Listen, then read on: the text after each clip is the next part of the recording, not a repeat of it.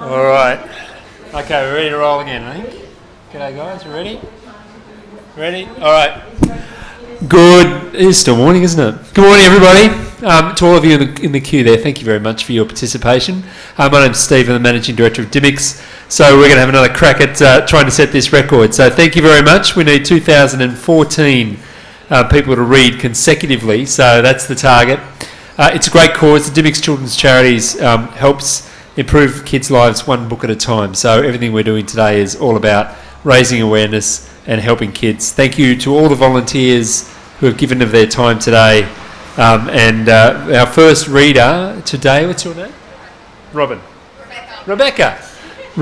Sorry, Rebecca. Rebecca's going to kick us off and we'll get this show rolling again. So thank you once again, and let's see if we can break that record. Thank you.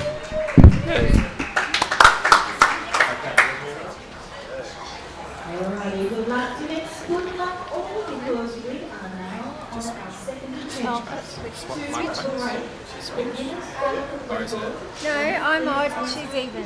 Oh, right, that's right. Okay. It barks in my ear and I clench my teeth to keep from screaming.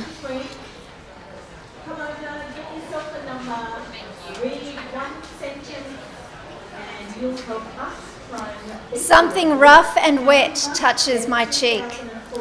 The dog's growling stops.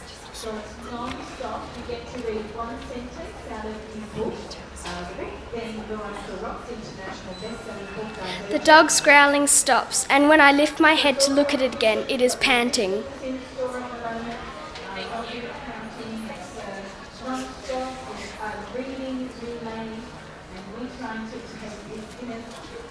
It licked my face.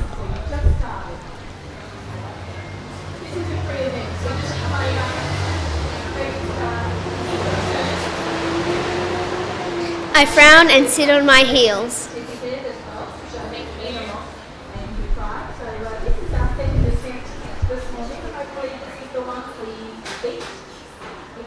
I cringe, wiping the drool from my skin and laugh.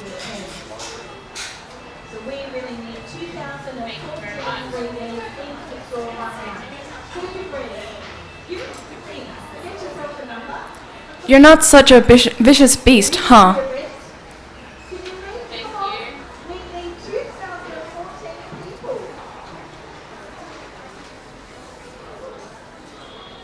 I get up slowly so I don't startle it, but it seems like a different animal than the one that faced me a few seconds ago.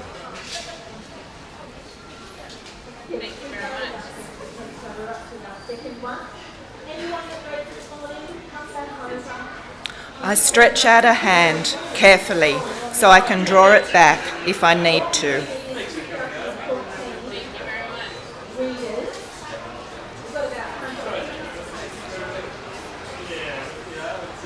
The dog nudges my hand with its head.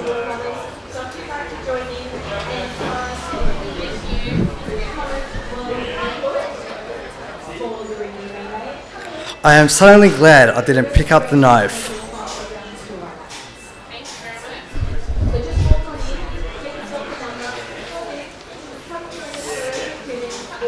I blink, and when I open my eyes, a child stands across the room wearing a white dress.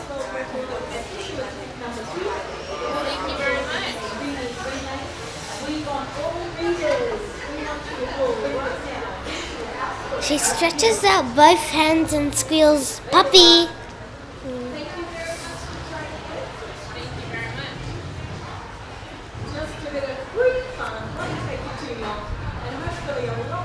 As she runs toward the dog at my side, I open my mouth to warn her, but I am too late.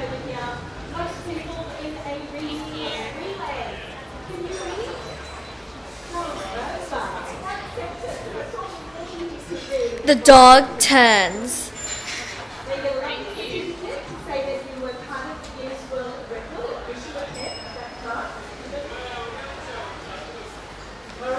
Instead of growling, it barks and snarls and snaps, and its muscles bunch up like a coiled wire.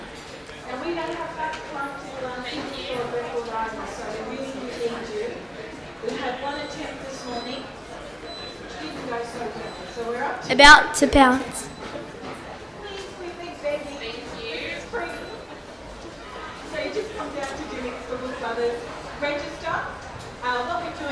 I don't think, I just jump.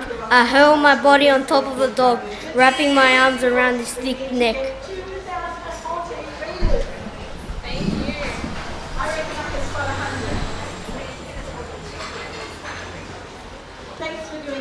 My head hits the ground.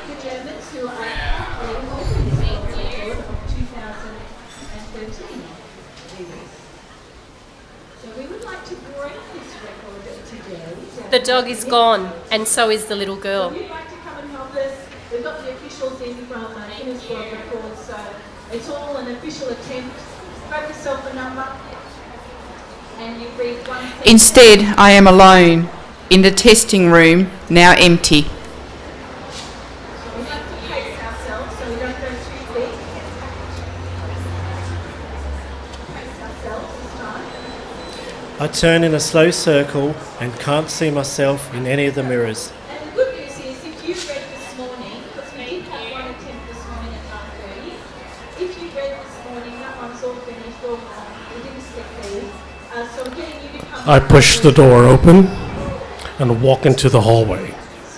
But it isn't a hallway, it's a bus, and all the seats are taken.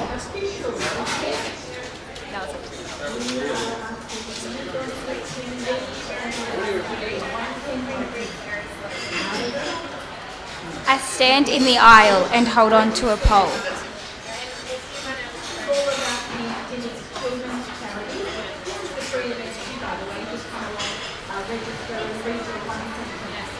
Sitting near me is a man with a newspaper.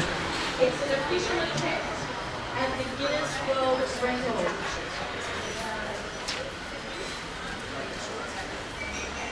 I can't see his face over the top of the paper, but I can see his hands.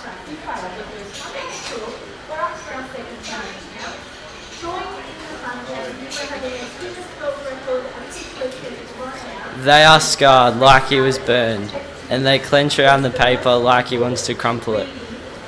Relay. So you register in the middle of the store, get yourself a number like this, get yourself a little gift pack. Thank you. Do you know this guy? He asks. That's great, thanks for that.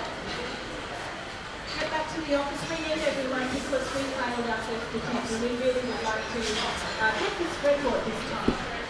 He taps a picture on the front page of the newspaper.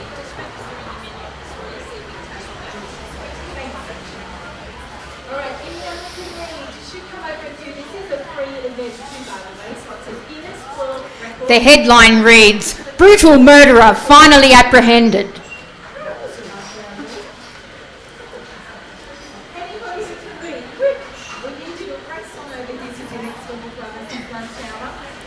I stare at the word murderer.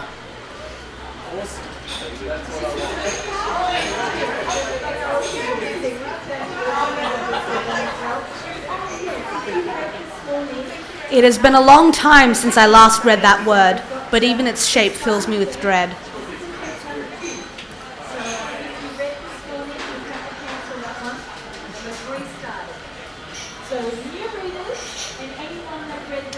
In the picture beneath the headline is a young man with a plain face and a beard.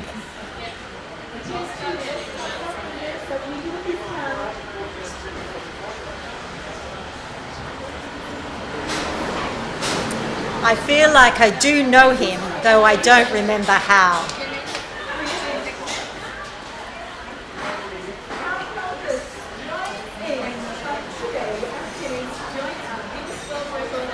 And at the same time, I feel like it would be a bad idea to tell the man that.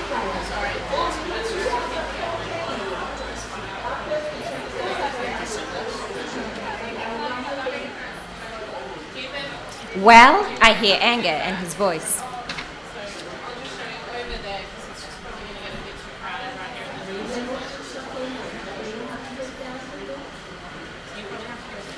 Do you? A bad idea. No, a very bad idea.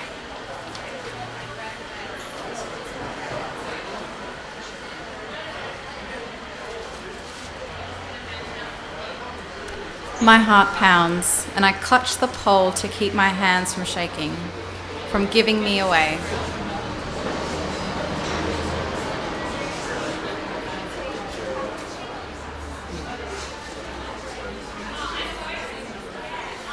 If I tell him I know the man from the article, something awful will happen to me.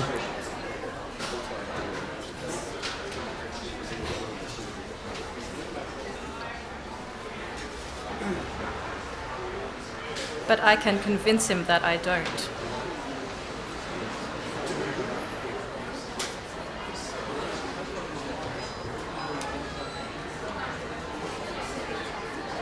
I can clear my throat and shrug my shoulders, but that would be a lie.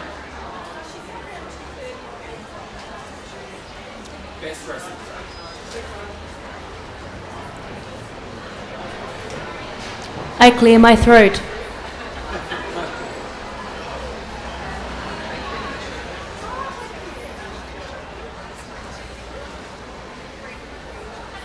Do you? He repeats.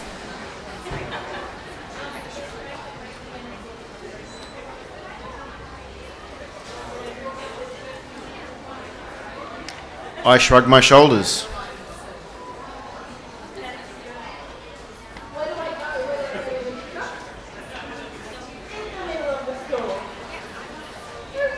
Well, a shudder goes through me.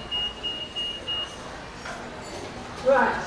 This is where we are currently attempting to break that deal of My fear is irrational.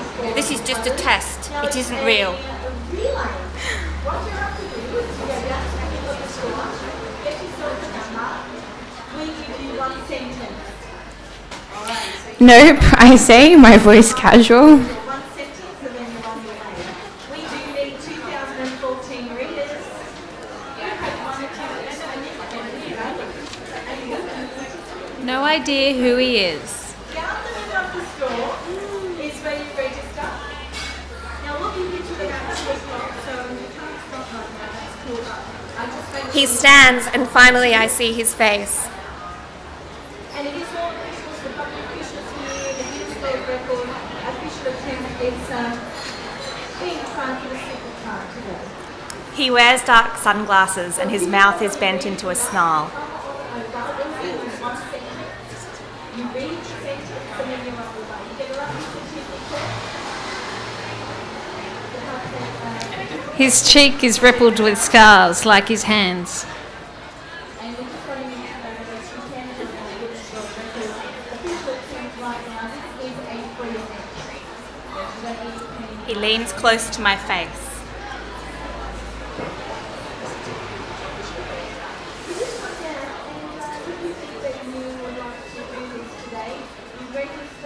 His breath smells like cigarettes.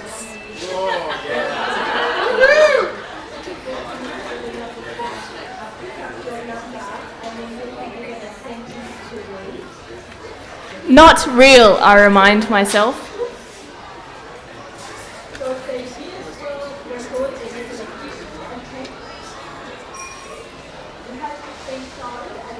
Not real.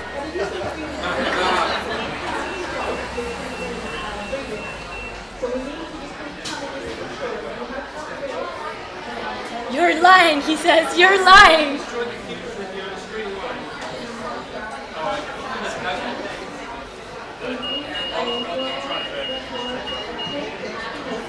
I am not.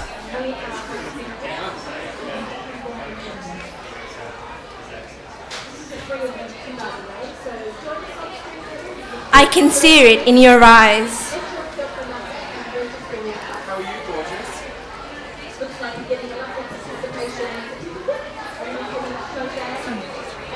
I pull myself up straighter. You can't.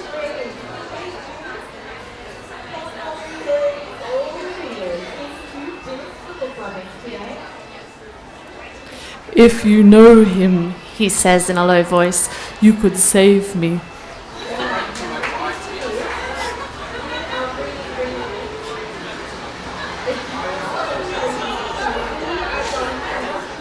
You could save me.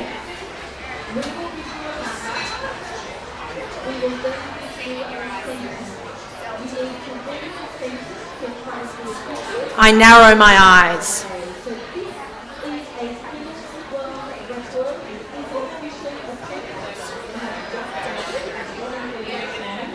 Well, I say,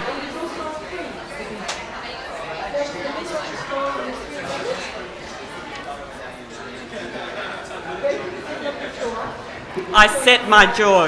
I don't.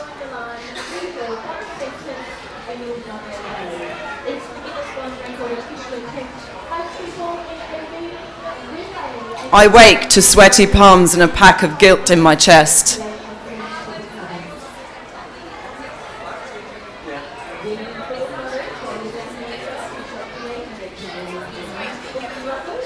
I am lying in the chair in the mirrored room.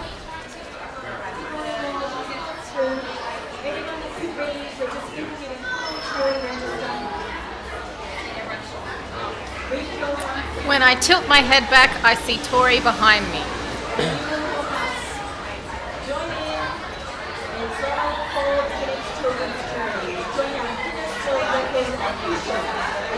She pinches her lips together and removes electrodes from our heads.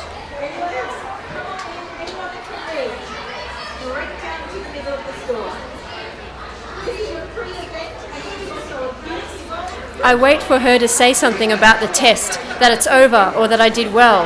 Although, how could I do poorly on a test like this? But she says nothing, just pulls the wires from my forehead.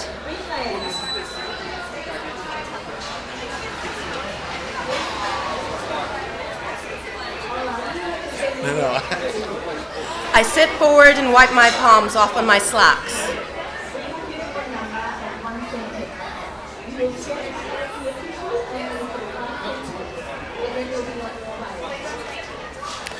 I had to have done something wrong, even if it only happened in my mind.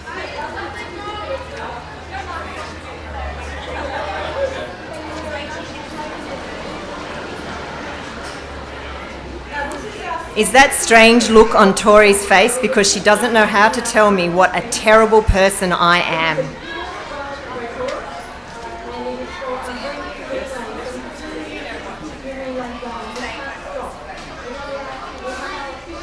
I wish she would just come out with it.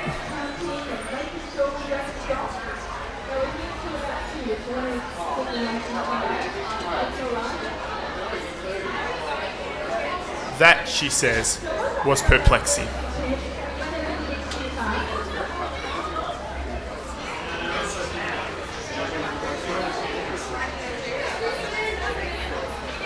Excuse me, I'll be right back.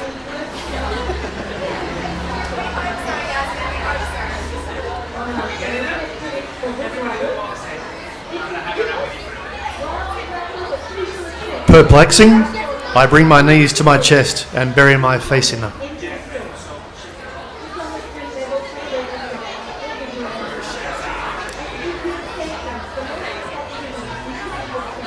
I wish I felt like crying because the tears might bring me a sense of release, but I don't.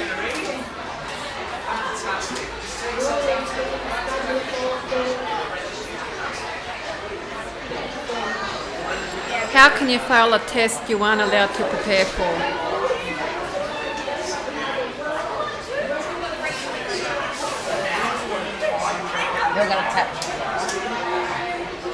As the moments pass, I get more nervous.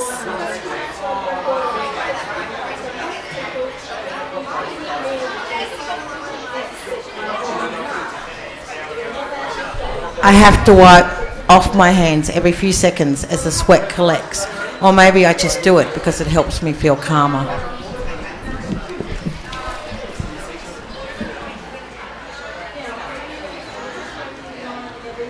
What if they tell me that I'm not cut out for any faction?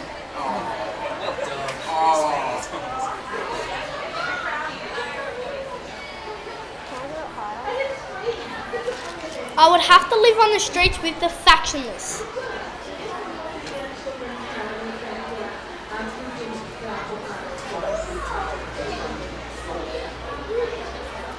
I can't do that.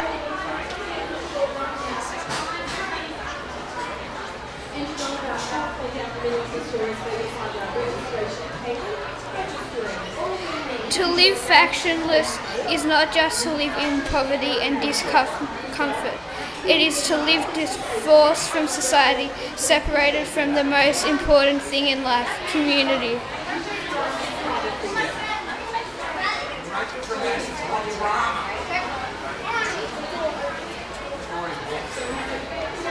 My mother told me once that we can't survive alone, but even if we could, we wouldn't want to.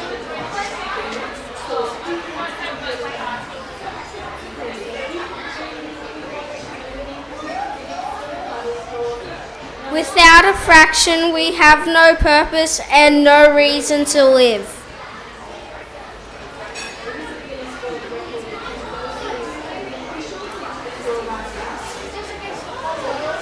I shake my head.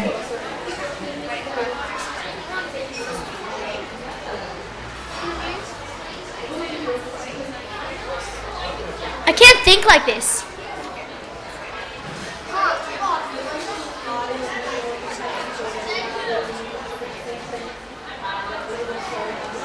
I have to stay calm.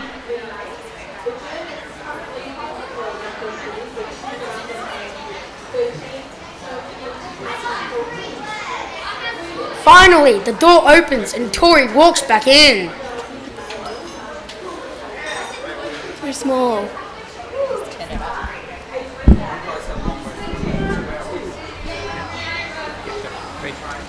I grip the arms of the chair.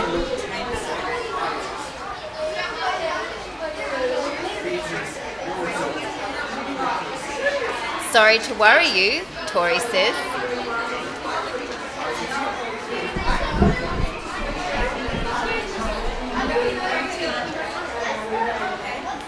She stands by my feet with her hands in her pockets.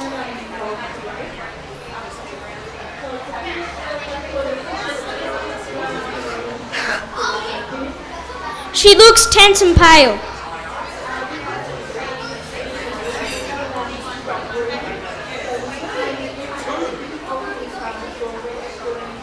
Beatrice, your results were inconclusive, she says.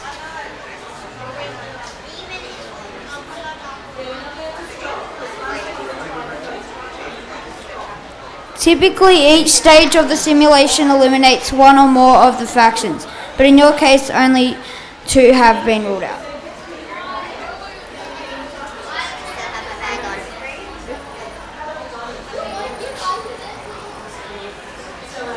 I stare at her.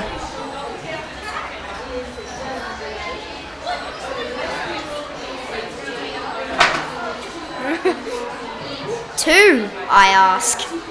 That's it. That's all I know.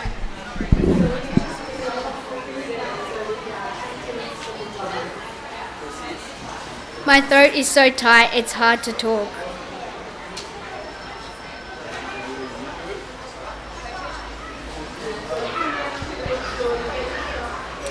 If you had shown an automatic distaste for the knife and selected the cheese, the simulation would have led you to a different scenario that confirmed your aptitude for amity.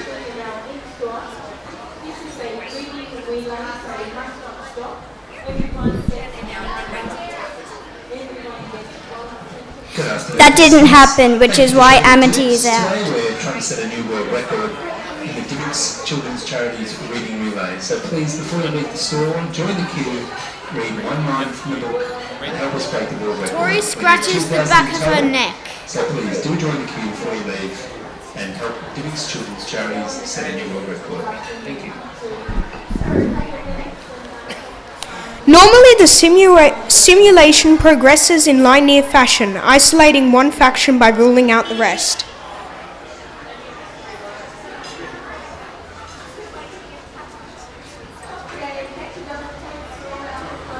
The choices you made didn't even allow Candor the next possibility to be ruled out, so I had to alter the simulation to put you on the bus.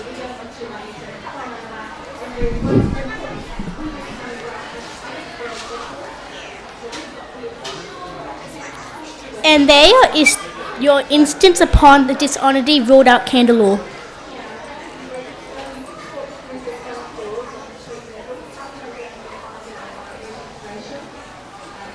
She half smiles.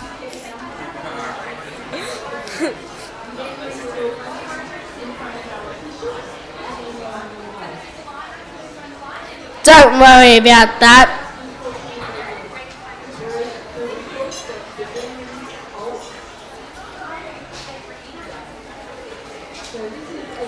Only the Candor tell the truth in that one.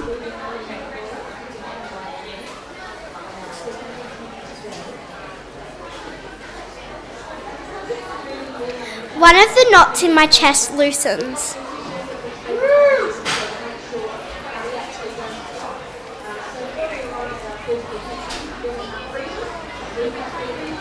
Maybe I'm not an awful person.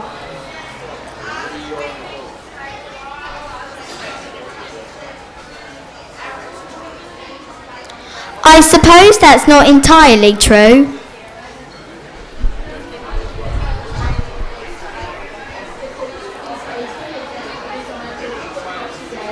People who tell the truth are the candor and the abnegation, she says.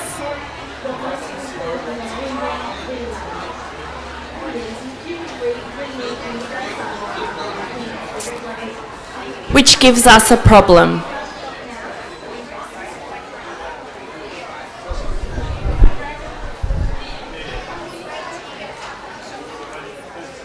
My mouth falls open.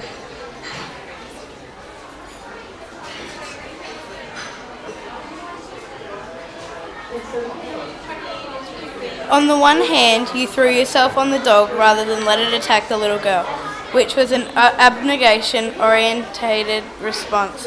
But on the other, when the man told you the truth would save him, you still refused to tell it.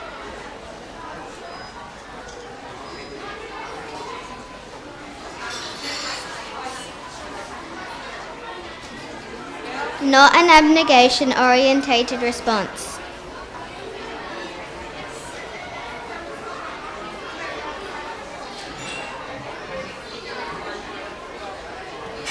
She says, not running from the dog suggests dauntless, but so does taking the knife, which you didn't do.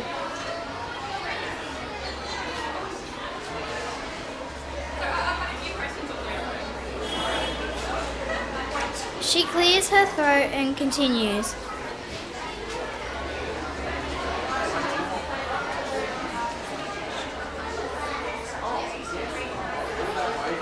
Your intelligent response to the dog indicates strong alignment with your erudite.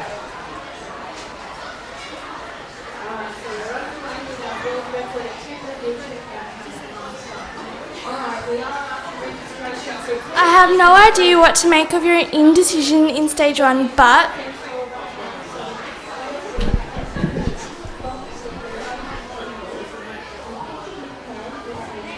Wait, I interrupt her.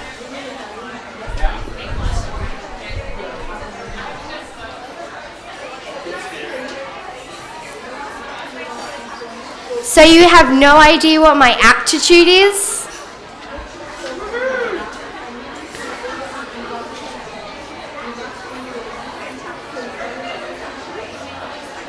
Yes and no.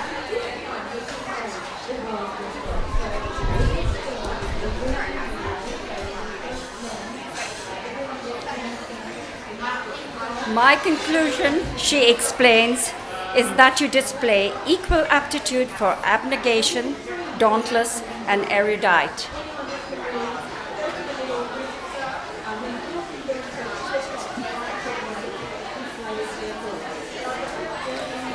People who get this kind of result are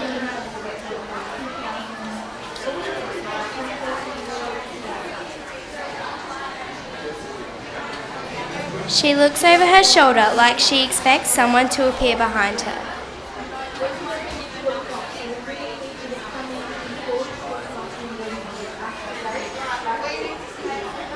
Are you called divergent?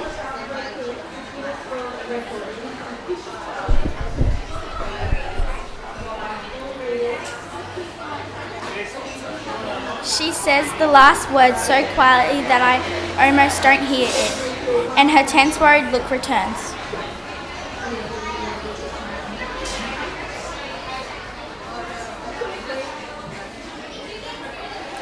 She walks around the side of the chair and leans in close to me.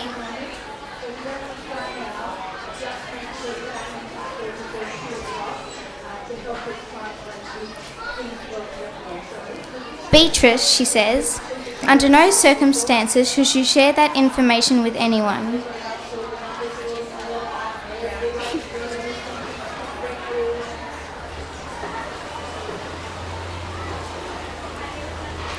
This is very important.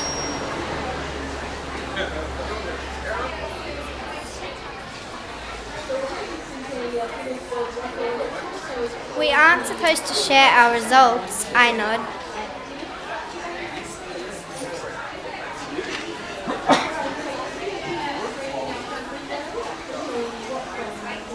I know that.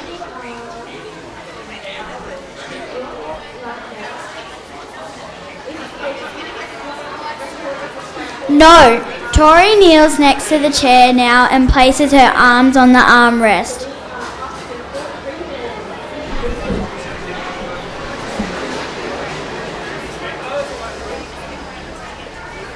Our faces are inches apart.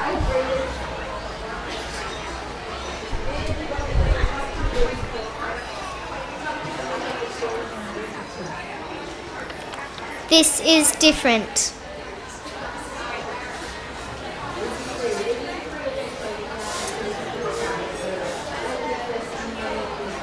I don't mean you shouldn't share them now. I mean you should never share them with anyone ever, no matter what happens.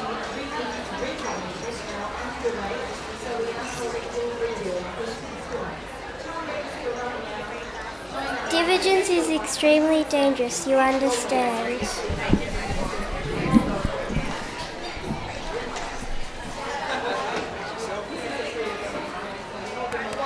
I don't understand. How could inconclusive test results be dangerous?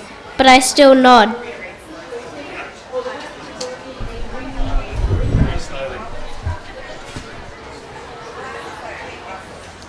I don't want to share my test results with anyone, okay?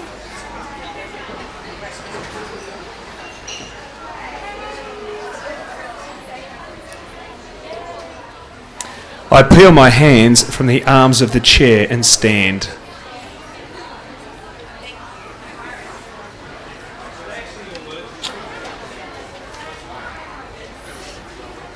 I feel unsteady. So glad I get to do this with you next to me. I suggest, Tori says, that you go home.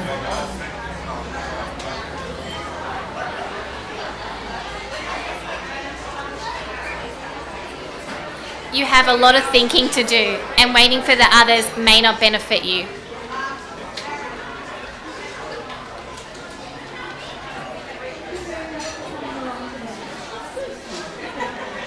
I have to tell my brother where I'm going.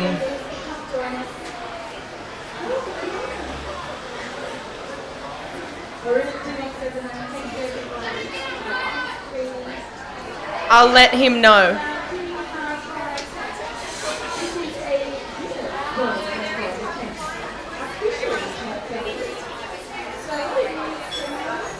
I touch my forehead and stare at the floor as I walk out of the room.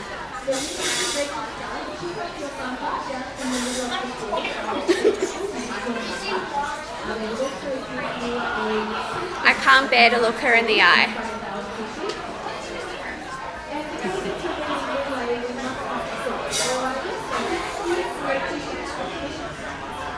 I can't bear to think about the choosing ceremony tomorrow.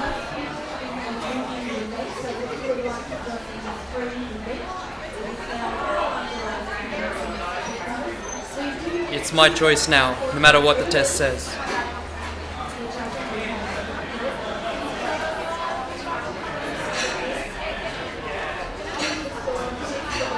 Abnegation, dauntless, erudite, divergent.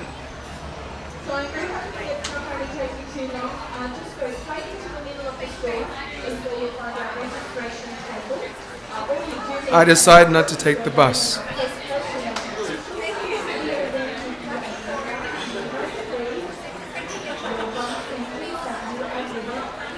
If I get home early, my father will notice when he checks the house log at the end of the day, and I'll have to explain what happened.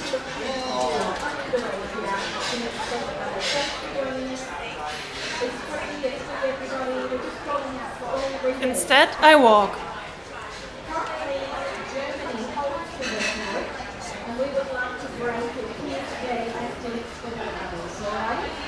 I'll have to intercept Caleb before he mentions anything to our parents, but Caleb can keep a secret.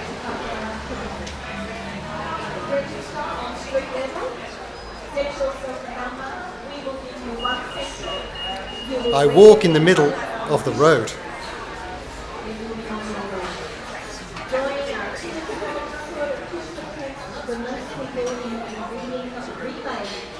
The buses tend to hug the curb, so it's safer here.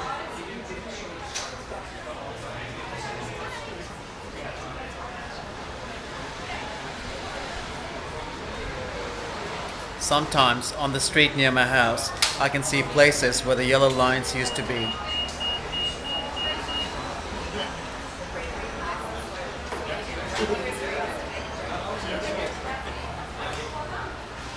We have no use for them now that there are so few cars.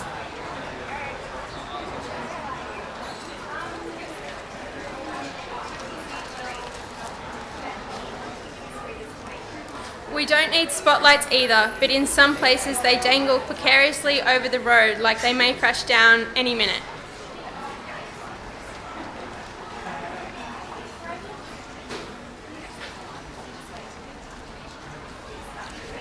Renovation moves slowly through the city, which is a patchwork of new, clean buildings and old, crumbling ones.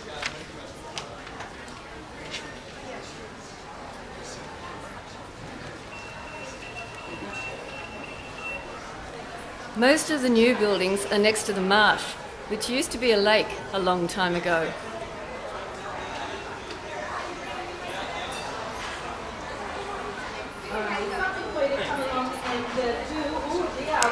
The abnegation volunteer agency my mother works for is responsible for most of those renovations.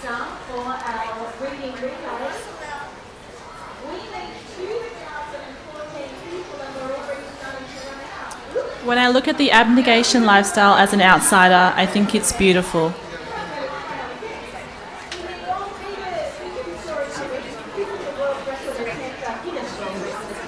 When I watch my family move in harmony, when we go to dinner parties and everyone cleans together afterward without having to be asked, when I see Caleb help strangers carry their groceries, I fall in love with this life all over again.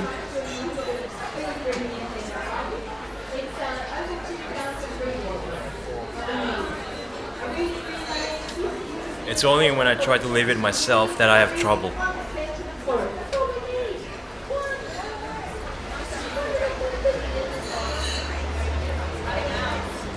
It never feels genuine.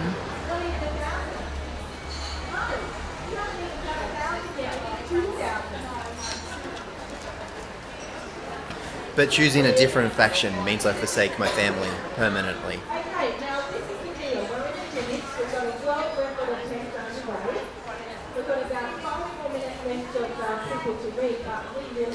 Just past the abnegation sector of the city is the stretch of building skeletons and broken sidewalks that I now walk through.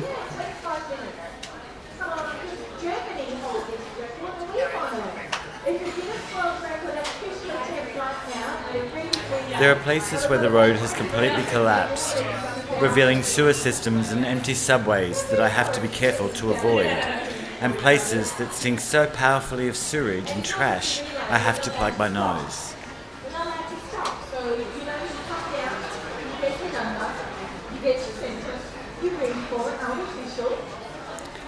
This is where the factionless live.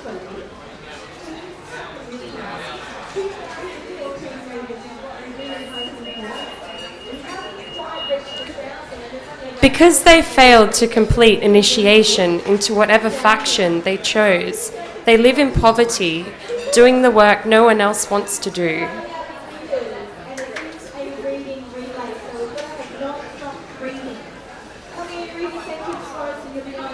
They are janitors and construction workers and garbage collectors. They make fabric and operate trains and drive buses.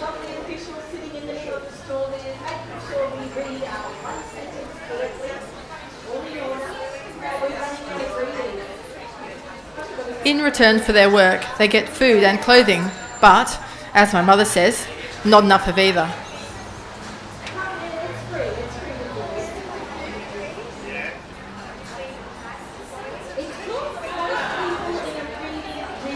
I see a factionless man standing on the corner up ahead.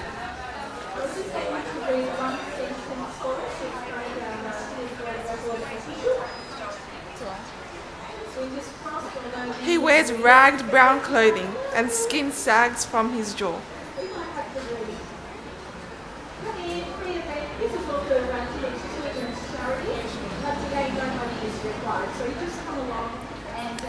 He stares at me and I stare back at him, unable to look away.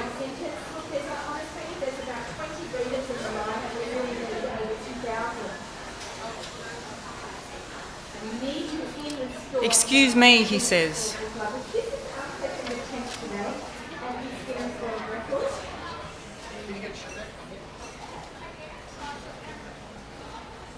His voice is raspy.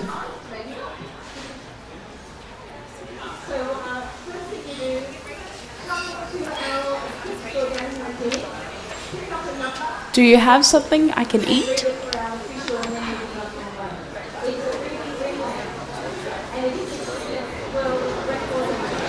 Ladies and gentlemen, if you're in the store today, would you like to join I feel a lump in my throat. World Record Reading Relay is happening over at the Woodside store, and we're looking A stern voice in my head says, duck your head and keep walking. join the queue, get your sentence and help us out. Look forward to seeing you there. No, I shake my head.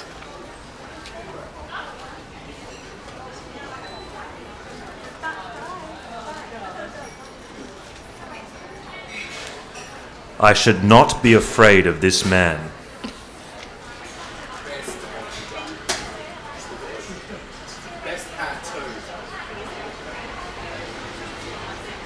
He needs help, and I am supposed to help him.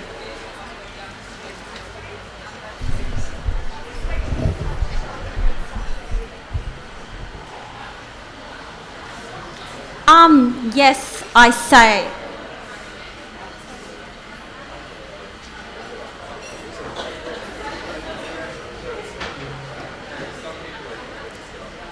I reach into my bag.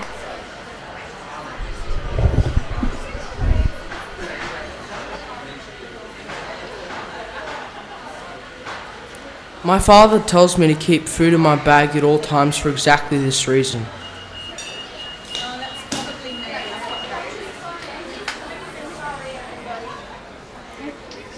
I offer the man a small bag of dried apple slices.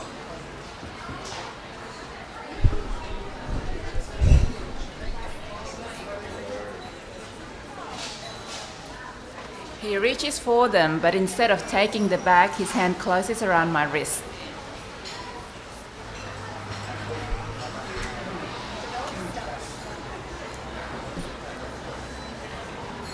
He smiles at me.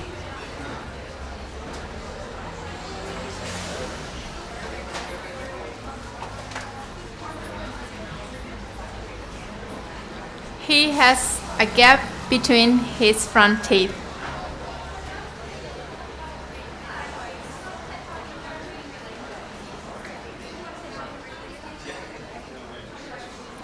My, don't you have pretty eyes, he says.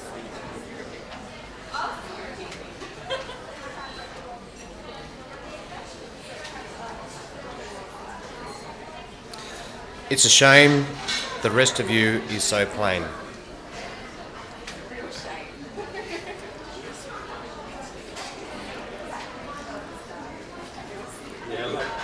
My heart pounds. But I was told how to say it. I tug my hand back, but his grip tightens.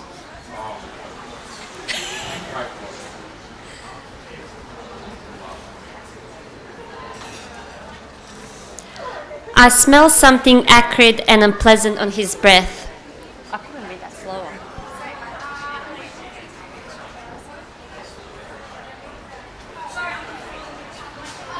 You look a little young to be walking around by yourself, dear, he says.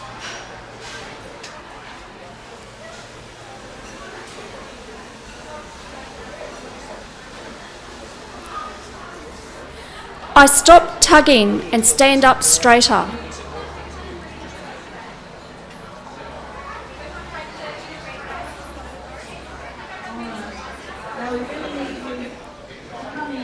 I know I look young. I don't need to be reminded.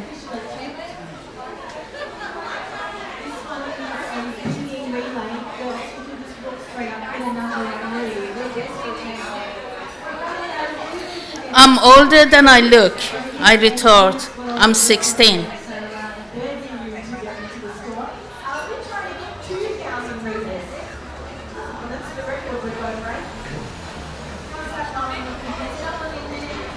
His lips spread wide, revealing a grey molar with a dark pit in the side.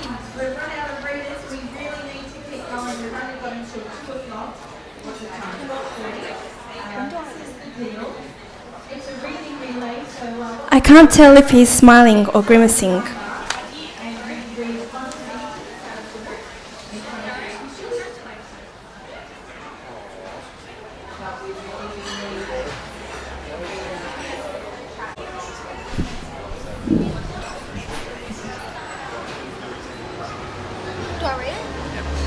Then isn't today a special day for you?